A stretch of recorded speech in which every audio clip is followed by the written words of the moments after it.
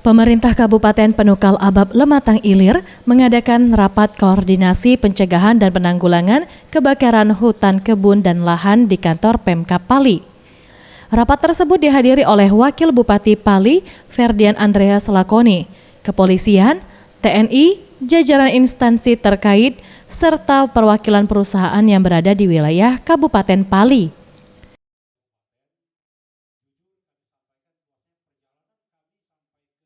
Wakil Bupati Pali mengatakan dalam rangka adanya kegiatan Asian Games yang akan berlangsung pada Agustus mendatang di Kota Palembang, serta menghimbau kepada masyarakat agar tidak melakukan pembukaan lahan dengan cara membakar.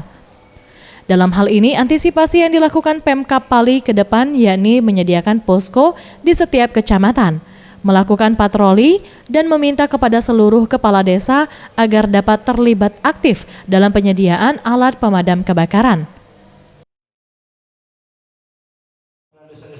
Kita mengumpulkan instansi terkait dari mulai kepala desa, camat, FKPD, khususnya di sini ada dari TNI dan Polri, bahwa perintah Pak Gubernur, Pak Alek Nurdin, meminta kepada seluruh kepala daerah serta jajaran TNI dan Polri agar dalam rangka pelaksanaan Asian Games di Palembang pada bulan Agustus itu zero asap.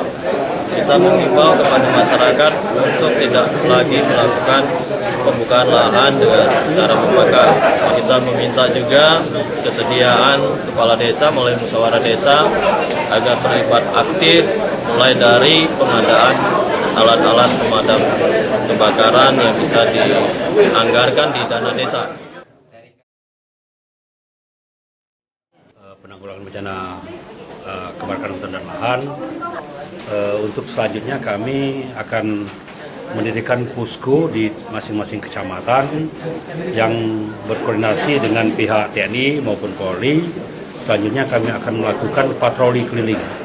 Target secara provinsi maupun kabupaten harus zero asap dalam pelaksanaan Asian Games ini. Untuk wilayah yang dalam kategori rawan terjadinya kebakaran hutan, kebun, dan lahan di Kabupaten Pali, berdasarkan data di tahun 2017, ada 58 desa kelurahan yang tinggi akan adanya titik api. Boris Simbolon, Sriwijaya TV.